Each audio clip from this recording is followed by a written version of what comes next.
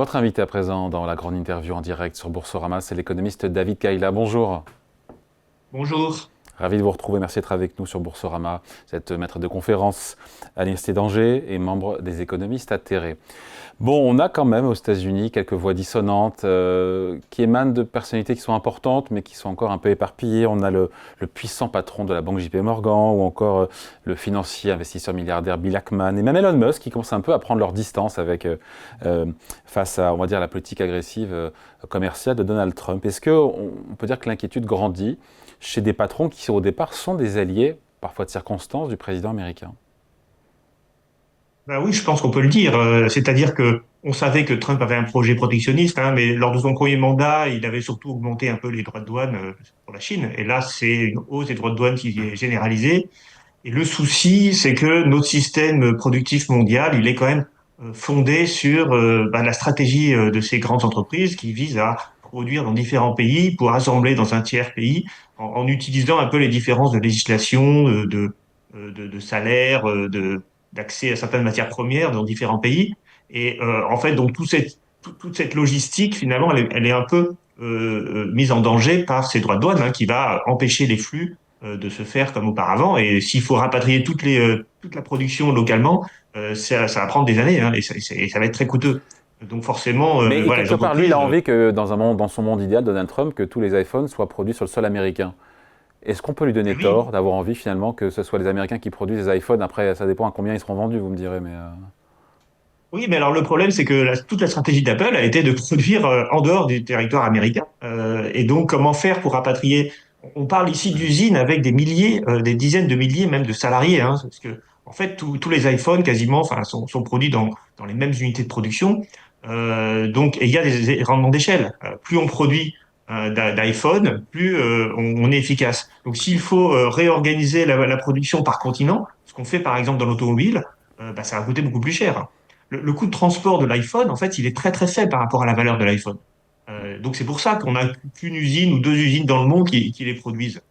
S'il faut Non, mais multiplier les bien usines, sûr, mais est-ce qu'il a tort ou pas le président américain de vouloir que ces usines qui produisent des iPhones ne soient plus à Taïwan ou en Chine, mais soient sur le sol américain? alors, il n'a pas entièrement tort. C'est-à-dire que l'idée du protectionnisme, c'est bien d'avantager les producteurs locaux contre les importations, donc contre les producteurs internationaux. Le souci, c'est que ça ne marche pas de la même façon dans tous les secteurs. Sur les iPhones, par exemple, c'est beaucoup plus compliqué que par exemple, sur l'automobile. D'ailleurs, il y a des droits de douane spécifiques sur l'automobile qui étaient d'ailleurs annoncés avant ces droits de douane-là. Il y a d'ailleurs des exemptions, hein, les puces, les semi-conducteurs sont exemptés des droits de douane, l'énergie est exemptée, les minerais rares sont aussi exemptés. Donc, il y a quand même, c'est pas non plus une stratégie complètement absurde que mène le président Trump. Mais le souci, c'est comment fait-on pour convaincre les industriels et comment fait-on surtout pour convaincre le consommateur? Parce que s'il faut faire une usine d'iPhone aux États-Unis, pourquoi pas? Mais ça va prendre des années. Ça va pas arriver tout de suite. Donc pendant ce temps, comment vont faire les ménages pour acheter des iPhones? S'il s'agit de doubler le prix, parce que une taxe de 104%, ça double le prix, je pense que ça va faire quand même quelques mécontents. Enfin, après, c'est pas le prix de l'iPhone qui double, parce que c'est la partie, comment dire, la partie production, c'est qu'un bout de la valeur Oui, ajoutée d'un iPhone. oui, mais la logistique de l'iPhone est en fait très, très faible dans le coût, hein. C'est pas un objet très encombrant. Donc, si ça double pas le prix, ça l'augmente quand même presque pratiquement voilà, ça l'augmente quand même beaucoup. Donc finalement, juste, David Kayla, l'objectif de relocaliser, vous, en tant qu'économiste, vous le soutenez. Après, vous dites, c'est peut-être pas le droit de douane la meilleure façon de le faire, mais qu'est-ce qu'il y a d'autre comme option? D'abord, ça dépend à quel niveau les droits de douane se placent. C'est-à-dire, là, on parle de 100%, 104% pour la Chine. C'est un niveau qui est vraiment très élevé, qui est prohibitif. Donc, du coup, ça crée des tensions dans les chaînes d'approvisionnement pour produire, même dans la question des voitures, des véhicules, pour produire un véhicule aux États-Unis, on a besoin d'apporter des composants qui viennent d'Europe, de Chine ou du Japon ou d'ailleurs. Et si on taxe ces composants, on désorganise les systèmes productifs. Alors, néanmoins, à moyen long terme, ça peut avoir un effet positif. Mais il faudrait le coupler avec une politique industrielle. Et puis, il faudrait aussi que les règles sur les droits de douane soient claires et qu'on ne les change pas comme ça tous les ans ou tous les 2 ans en fonction des déficits ou d'excédents commerciaux. Parce que le souci aussi de Trump, c'est que c'était pas vraiment attendu, en tout cas, des tels niveaux de droits de douane, et qu'on a l'impression que, en fonction de négociations, il va changer tout le temps. Or, pour une entreprise, quand on va investir dans un outil productif, bah, on a sur un investissement de 10 ans. Donc, on peut pas s'adapter à des changements perpétuels de droits de douane. Donc, il faudrait quand même que les choses soient un peu plus claires, voilà, pour que les chaînes de production s'organisent. Après, est-ce que c'est inflationniste? Il y a un débat. Est-ce que c'est inflationniste ou pas, cette guerre commerciale? C'est sur taxes douanières. Donald Trump dit non, c'est pas le cas, mais même le patron de JP Morgan a dit que, ou je crois que c'est lui oui, qui a dit que ça serait inflationniste, notamment aux États-Unis. Et quand on voit le prix du pétrole, qui est maintenant sous les $60 le baril, on a fait un sujet il y a 2 jours, il était à $65 le baril de Brent. Est-ce que c'est vraiment gravement inflationniste, cette guerre commerciale? Alors, en 2018, lorsque les États-Unis ont augmenté leurs droits de douane sous le premier mandat de Trump vis-à-vis de la Chine, mais c'était une hausse de droits de douane de 20% à peu près, il n'y a pas eu d'inflation aux États-Unis et c'est l'argument qu'utilise le conseiller économique de Trump, hein, Stephen Miran, pour dire on peut avoir des droits de douane sans inflation. Et il explique ça par la baisse du yuan, hein, qui était consécutive en fait à cette hausse des droits de douane. Et qui Et l'a donc en fait, il contrebalancé. disait, bah, en fait, si Ouais. ce sont les Chinois qui ont payé les hausses des droits de douane, pas les consommateurs américains. Mais là, on est quand même sur un niveau de protectionnisme qui est, voilà, qui est très très différent. D'abord, tous les pays sont taxés en même temps. La Chine, c'est à plus de 100%. Donc moi, je vois pas comment ça pourrait ne pas être inflationniste, ne serait-ce que parce que, d'une part, tous les produits importés vont voir leur prix augmenter, et d'autre part, les producteurs locaux, comme ils pourront pas répondre à l'ensemble de la demande, hein. Par exemple, sur les véhicules, aujourd'hui, la moitié sont importés. Donc, on va pas doubler la production des véhicules aux États-Unis. Donc, du coup, bah, il y aura moins de concurrence. Ils pourront écouler leur stock beaucoup plus facilement et risquent d'augmenter leur prix, même si leur coût de production n'augmente pas. Pourquoi ne pas augmenter les prix si tous les manufacturiers étrangers voient leur prix augmenter de 20 ou 30%? Et donc, il y aura une tentation de hausse des prix de la part des producteurs locaux. Ouais. Juste un truc, parce que je voyais hier ce tweet d'Elon Musk qui traite publiquement quand même de crétin Peter Navarro, qui est le conseiller au commerce de Trump. Qu'est-ce que ça nous dit qu'il y a des courants divergents dans l'entourage du président américain? Alors bon, je suis pas spécialiste forcément des débats qu'il y a au sein de la Maison Blanche, mais en fait, on sait très bien. D'abord, Musk, il a beaucoup varié, hein. Il était un soutien des démocrates il y a quelques années. Les partisans de Trump sont quand même sur des logiques différentes. Par exemple, la question de l'immigration avait déjà opposé, hein, Musk aux Trumpistes historiques, puisque Musk a besoin d'immigrants, notamment d'immigrants qui sont à haute qualification pour ces entreprises. Donc il y a clairement des tensions parce que la stratégie là aujourd'hui disruptive de Trump casse les modèles économiques d'entreprises comme celle de Musk. Musk va quand même se retrouver, il se retrouve d'ailleurs à avoir du mal à vendre ses véhicules aujourd'hui. Le président français, Emmanuel Macron, qui était en déplacement hier en Égypte, a dit le président Trump doit revenir sur sa décision. C'est illusoire. Il ne fera pas machine arrière, on l'a bien Oui, compris ça, hein. non, mais bien sûr, ben, ça c'est un souci, c'est que bon, si on parle de la réponse européenne, Et on y vient. de- voilà, elle n'est pas très, enfin comment dire, C'est en une fait réponse l'Union d'ailleurs aux européenne surtaxes douanières sur l'acier et l'aluminium. Ce n'est pas les droits de oui, douane réciproques de 20% là. On est juste sur le mois d'avant, sur les taxes oui. sur l'aluminium et l'acier, hein. Mais en fait, il y a un souci parce que les Européens, ils ont besoin d'exporter. Et, on a quand même une balance commerciale très excédentaire en Europe. Donc, si on rentre dans une guerre commerciale, et d'ailleurs, je pense que la réponse de Trump vis-à-vis de la Chine, c'est aussi, comment dire, une réponse vis-à-vis de l'Europe. Il est en train de dire à l'Europe, écoutez, si vous menez des politiques de rétorsion, moi, je j'hésite pas, comme je l'ai fait pour la Chine, j'hésiterai pas à augmenter encore les droits de douane et pour vous.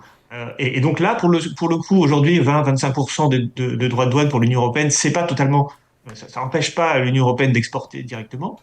Mais si on passait à 50% de droits de douane, ça aurait des conséquences catastrophiques, notamment pour l'industrie allemande, qui est déjà victime de la crise du gaz, qui est déjà en récession depuis 2 ans. Donc le souci, c'est est-ce que l'Union européenne peut se permettre une guerre commerciale? Alors Et que l'autre recherche, stratégie, ce pardon, serait, et que recherche oui, notamment avec l'Europe Donald Trump? Moi, j'arrive pas à comprendre parce que l'UE, la Commission européenne, a proposé notamment une exemption douanière, donc pas de droit de douane sur les bagnoles, sur les voitures, sur beaucoup de biens industriels. Et Trump a répondu non, c'est pas suffisant. Donc ma question c'est, non, parce que Trump considère que la TVA, c'est une taxe sur les importations. Et quelque part, il n'a pas complètement tort, hein, puisque la TVA, en fait, taxe les véhicules importés, par exemple, les marchandises importées des États-Unis. Mais quand nous, on exporte aux États-Unis, en fait, on n'est pas soumis à la TVA. Donc, parfois, la production européenne est moins chère aux États-Unis qu'en Europe à cause de ça.